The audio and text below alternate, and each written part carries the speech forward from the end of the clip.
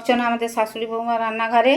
দেখো প্রতিদিনের মতো আমি সকাল সকাল একটা পকোড়া বানাবো, তোমাদেরকে পকোড়াটা দেখাবো স্ন্যাক্স হিসেবে। দেখো আমি বেসন নিয়েছি, এখানে দুটো বড় বড় কাঁচকলা নিয়েছি। দেখো একটা কাঁচকলা দুখাদি হয়েছে, কাঁচকলাটা দেখে বুঝতে পারছো কত বড় কাঁচকলা।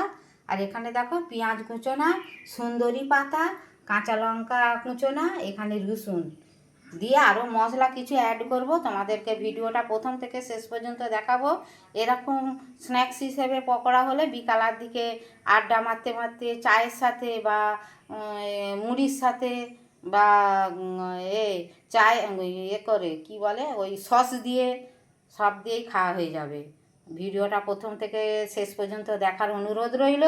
তোমরা দেখে করে খাবে, খেয়ে কমেন্টে লিখবে আমার এই পকোড়াটা, কাঁচকলার পকোড়াটা কেমন হয়েছে। আমি এগুলো সব চটকিয়ে মাখিয়ে তোমাদেরকে দেখাবো। দেখো দিদি ভাইরা, বেসনটা আমি ফেটে নিয়েছি, কাঁচকলাটা চটকিয়ে দিয়ে দিয়েছি। এবারে দেখো রসুন কুচি দিয়ে দেবো।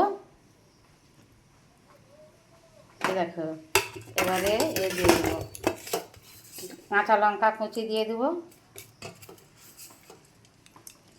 পেঁয়াজ কুচোনা দিয়ে দেবো। আমি যেইভাবে ভিডিওটা দেখাচ্ছি এইভাবে তোমরা করে খাবে। একটু পরিপাক করে বা মশলা টশলা দিয়ে করলে খেতে হেভি লাগে। তোমরা ভিডিওটা দেখতে দেখতে একটা লাইক তো দাও, কমেন্ট করে বলো আমার স্ন্যাক্সটা কেমন হচ্ছে পকোড়াটা। এরকম সুন্দরী পাতা, ক্যারি পাতা আর ধনে পাতা হচ্ছে তরকারি স্বাদ বাড়ায়, ওর নাম হচ্ছে সুন্দরী পাতা। সুন্দরী পাতা দিয়ে দিলুম। এবারে দেখো গরম মশলা গুঁড়ো একটুখানি দিয়ে দেবো।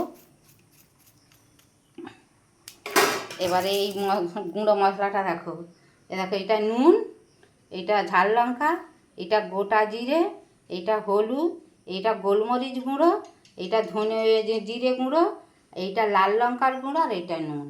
এবারে এই মশলাগুলো সব আমি এইটাতে দিয়ে দেবো, দিয়ে একটা একটা ডিম দিয়ে দেবো। দেখো দিয়ে ভালো করে ফেটে তোমাদেরকে ভাজার সময় দেখাবো। দেখো দিদি ভাইরা, আমি ব্যাটারটা দেখো পুরো চটকিয়ে মাখিয়ে নিয়েছি। আর আমি এখানে একটা তেল বসিয়ে দিয়েছি। আমি এই 2 চামচের মতো তেল দিয়েছি। অল্প তেলেই আমি জোর কমিয়ে ভাজবো, তাহলে এই জিনিসটা আমার ভালো লাগবে। দেখো আমি ভিডিওটা প্রথম থেকে শেষ পর্যন্ত দেখিয়েছি, তোমরা এইভাবে করে খাবে। যে কাঁচকলা খায়নি বড় ছোটরা সবাই এরকম পকোড়া করে দিলে দেখবে আনন্দ করে কাঁচকলারই পকোড়া খেয়ে নেবে, বুঝতেই পারবে না কী দিয়ে কী হয়েছে। দেখো আমি এইটা এবারে ভেজে তুলে নিয়ে তোমাদেরকে আবার দেখাবো। দেখো দিদি ভাইয়া, পকোড়াগুলো আমার কত সুন্দর ভাজা হয়ে গেছে লাল লাল করে। দেখো আমি ভিডিওটা প্রথম থেকে শেষ পর্যন্ত দেখেছি, তোমরা এইভাবে করে খাবে। কাঁচকলা যে খায় না সেও স্ন্যাক্স হিসেবে খেয়ে নেবে। তোমরা পকোড়াও বলতে পারো, স্ন্যাক্সও বলতে পারো। এবার এইগুলো আমি তুলে নিয়ে আবার দেবো। দেখো দিদি ভাইরা, কাঁচকলার পকোড়াই বলো, স্ন্যাক্স বলো আর বড়াই বলো, যাই পারে তোমরা বলতে পারো, কমেন্টে লিখবে। আমি ভিডিওটা প্রথম থেকে শেষ পর্যন্ত দেখিয়েছি। আর এখানে দেখো টমেটোমের সস আছে।